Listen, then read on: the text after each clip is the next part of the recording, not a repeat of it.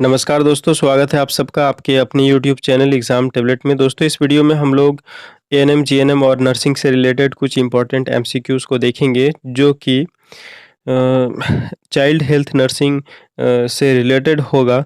और इसका first question जो है ये चलिए देखते हैं।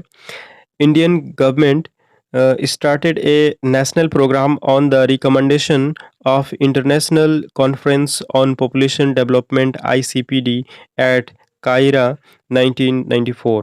तो दोस्तों काहिरा में एक international conference on population development programme हुआ था 1994 में, जिसके तहत मतलब जिसकी अनुशंसा से भारत में एक प्रोग्राम चलता है। उसका नाम क्या है?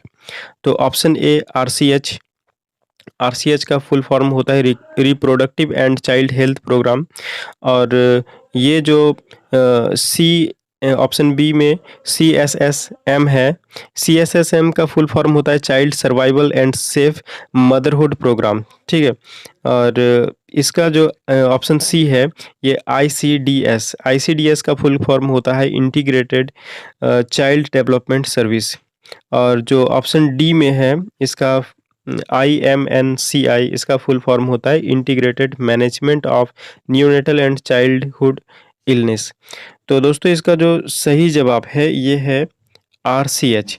काहिरा में जो international conference on population development 1994 में हुआ था, जो कि काहिरा जो कि मिस्र में है, सॉरी इजिप्ट में है, इजिप्ट मिस्र। तो इसका जो आरसीएच प्रोग्राम जो चलाया जाता है भारत सरकार के द्वारा, इसके अंतर्गत होता क्या है कि इसका मेन टारगेट है मैटरनल और जो इन्फेंट मोर्टेलिटी रेट जो है इसको कम करना, इसका टारगेट है, ठीक है। और एक जो टोटल फर्टिलिटी रेट है, टोटल फर्टिलिटी जो रेट है इसको भी कम करना इसका मकसद है आरसीएच प्रोग्राम का। नेक्स्ट जो क्वेश्चन है, a promising treatment for some children suffering from thalassemia is. देखिए अगर मतलब क्वेश्चन पूछ रहा है कि अगर कोई बच्चा थैलेसीमिया से पीड़ित है तो उसको मतलब कौन सा ट्रीटमेंट निम्न में से मतलब सही है। तो ऑप्शन ए में हो गया बोन मेरो ट्रांसप्लांटेशन, या फिर ऑप्शन बी में हो गया कीमोथेरेप्यूटिक एजेंट्स, या फिर ऑप्शन सी में हो गया रेडिएशन थेरेपी, फिर ऑप्शन डी में हो गया स्टेरॉयडल थेरेपी। तो दोस्तों इसका जो सही जवाब है ये है बोन मेरो ट्रांसप्लांटेशन। देखिए थैलेसीमिया में होता क्या है कि थैलेसीमिया में थैलेसीमिया का जो बीमारी होता है इसमें हम मतलब इंसान का जो बॉडी होता है ये बहुत मतलब कम मात्रा में हीमोग्लोबिन का सिंथेसिस कर हीमोग्लोबिन का फॉर्मेशन करता है। और देखिए हीमोग्लोबिन अगर कम होगा तो फिर क्या होगा, आरबीसी जो ऑक्सीजन ट्रांसपोर्ट करते हैं वो काफ़ी कम हो जाएगा, ठीक है। तो थैलेसीमिया में डीएनए में म्यूटेशन हो जाता है। तो उसके बाद मतलब देखिए इसका मेन जो ट्रीटमेंट है ये बोन मेरो ट्रांसप्लांटेशन है, मेन ट्रीटमेंट। और कभी-कभी क्या करते हैं कुछ दिनों के लिए ब्लड ट्रांसफ्यूज़न कराते हैं और कुछ दिन तक ठीक रहते हैं। लेकिन अगर एक सही ट्रीटमेंट की बात करें लॉन्ग टर्म, तो ये क्या है, लॉन्ग टर्म कहे या परमानेंट कहे, तो बोन मेरो ट्रांसप्लांटेशन थैलेसीमिया के लिए एक सही इलाज है। तो बोन मेरो ट्रांसप्लांटेशन में बीएमटी में होता क्या है कि जो एक हेल्दी पर्सन है, ठीक है, उस हेल्दी पर्सन से उसके बोन मेरो से स्टेम सेल निकाला जाता है और जो पेशेंट है उसके उसके मतलब बोन मेरो में वो स्टेम सेल डाल दिया जाता है, ट्रांसप्लांट कर दिया जाता है। नेक्स्ट जो इसमें देखिए कीमोथेरेपी है। कीमोथेरेपी में ये कैंसर का मतलब इलाज किया जाता है। कीमोथेरेपी में बहुत सारे ड्रग्स होते हैं, मतलब मेडिसिन एक या एक से अधिक भी मेडिसिन उसमें मिक्स करके कैंसर का ट्रीटमेंट किया जाता है। रेडिएशन जो थेरेपी है इसमें भी आयोनाइजिंग रेडिएशन का यूज़ किया जाता है, जो कि कैंसर का ही ट्रीटमेंट करते हैं। और स्टेरॉयडल जो थेरेपी है जनरली इससे अर्थराइटिस या फिर कोई भी जैसे इन्फ्लेमेटरी जो डिजीजेस होते हैं उनका भी इलाज होता है, और भी इसका बहुत सारा इलाज है। तो एक थैलेसीमिया के लिए एक प्रोमिसिंग ट्रीटमेंट की बात करें तो ये क्या है, बोन मेरो ट्रांसप्लांटेशन। नेक्स्ट जो क्वेश्चन है, to encourage breast feeding and discourage bottle feeding which of the following programme is started by Indian government. तो भारत सरकार द्वारा ब्रेस्ट फीडिंग मतलब स्तनपान को इनकरेज करने के लिए और बॉटल फीडिंग को डिस्करेज करने के लिए कौन-सा प्रोग्राम चलाया गया है?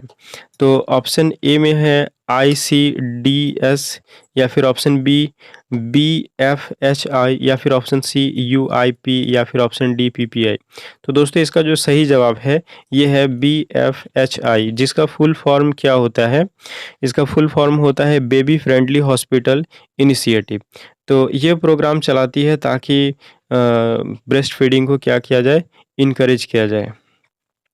नेक्स्ट जो क्वेश्चन है दोस्तों, the Apgar score is done to appraise the infant for. तो एपगार स्कोर जो देखते हैं वो क्यों किया जाता है, ये हमें क्या बताता है? ठीक है, तो ऑप्शन ए बर्थ डिफेक्ट को बताता है, या फिर ऑप्शन बी रेस्पिरेटरी एफर्ट को बताता है, या फिर सी ऑप्शन सी आरएच जो सेंसिटाइजेशन होता है उसको बताता है, या फिर ऑप्शन डी इमोशनल स्टेबिलिटी को बताता है। तो दोस्तों जो एपगार जो स्कोरिंग किया जाता है ये हमें क्या बताता है? ये बताता है रेस्पिरेटरी एफर्ट को, ठीक है। और देखिए बर्थ डिफेक्ट ये नहीं बताता है एपगार। और आरएच सेंसिटाइजेशन जो है ये कभी-कभी होता क्या है कि जो मदर जो होती हैं अगर उनका ब्लड नेगेटिव रहा ब्लड ग्रुप और जो बेबी उसमें उनके जो पेट में है या फिर जो बर्थ देती हैं, जन्म देती है, वो अगर ब्लड ग्रुप उसका पॉजिटिव हो गया तो ऐसे स्थिति में क्या होता है, ब्लड मिक्सअप होता है तो आरएच सेंसिटाइजेशन होता है यहाँ पे। तो इसको आरएच सेंसिटाइजेशन बोलते हैं। उसके बाद जो नेक्स्ट क्वेश्चन है, national child policy declared in which year. तो नेशनल चाइल्ड पॉलिसी जो है ये किस साल में डिक्लेयर किया गया था? तो ऑप्शन ए 1980 में, या फिर ऑप्शन बी 1974 में, या फिर ऑप्शन सी 1972 में, या फिर ऑप्शन डी 1982 में। तो दोस्तों इसका जो सही जवाब है ये है 1974 में। 1974 में नेशनल चाइल्ड पॉलिसी को डिक्लेयर किया गया था। क्वेश्चन नंबर जो 6 है, ये क्या पूछ रहा है? Which of the vital sign is not included in Apgar score.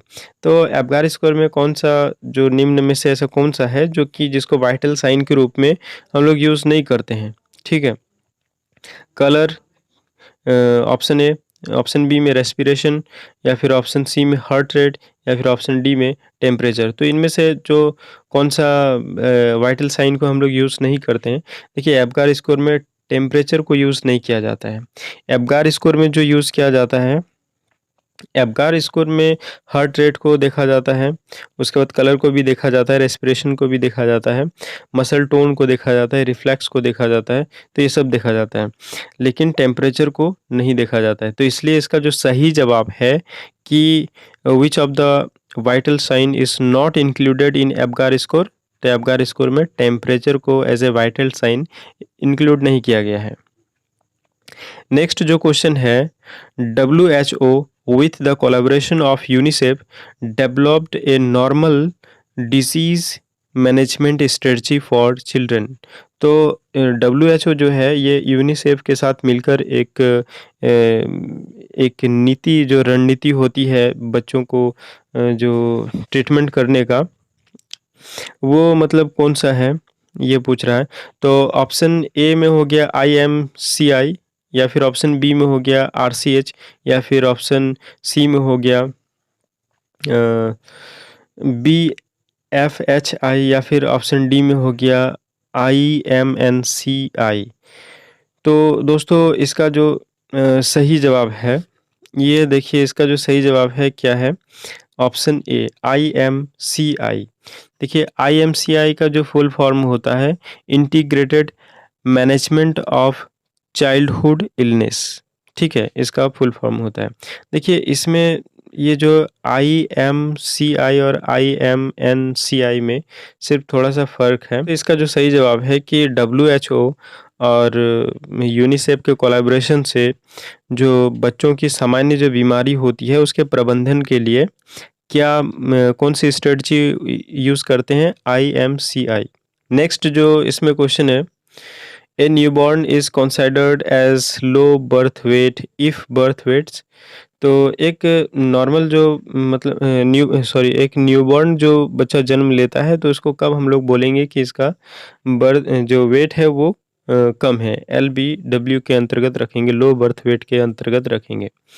तो दोस्तों यहाँ पे ऑप्शन ए में हो गया 2.5 केजी, या फिर ऑप्शन बी में हो गया लेस देन 2.5 केजी, 2.5 केजी से कम, या फिर ऑप्शन सी में हो गया less than 2 KG, option D में हो गया लेस देन 3 केजी।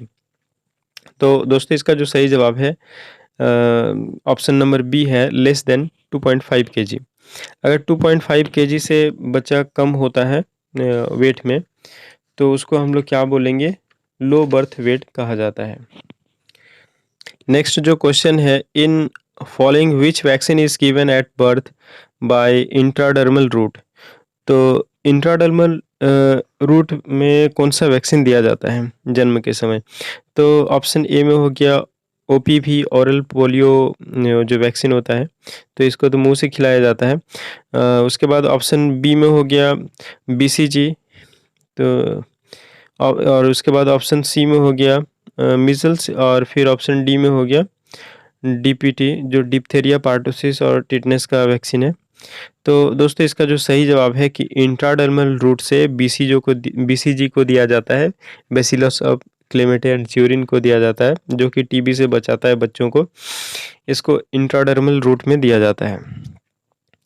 उसके बाद देखिए जो ये एमएमआर वैक्सीन है, ठीक है, एमएमआर जो वैक्सीन है इसको MMR vaccine is given by, तो एमएमआर वैक्सीन किस रूट में दिया जाता है, आईएम या फिर इंट्रामस्कुलर, या फिर एससी, यानी एससी रूट मतलब हो गया सबक्यूटनेस रूट, या फिर हो गया आईवी मतलब इंट्रावेनस रूट में, या फिर आईडी या फिर इंट्राडर्मल रूट में।